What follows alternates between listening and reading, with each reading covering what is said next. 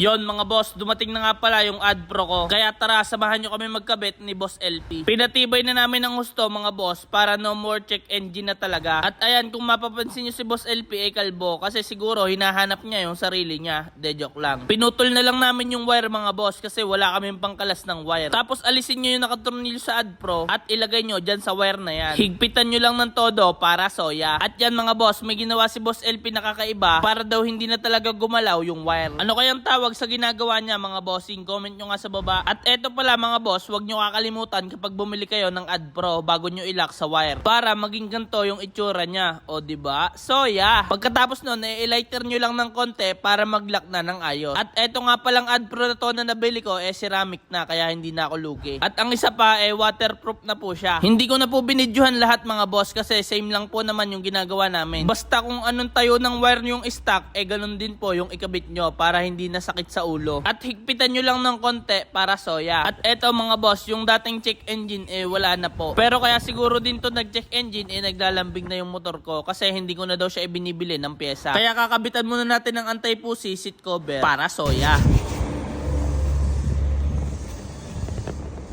Siya yun lang mga boss. Salamat po sa nanood. Sheesh!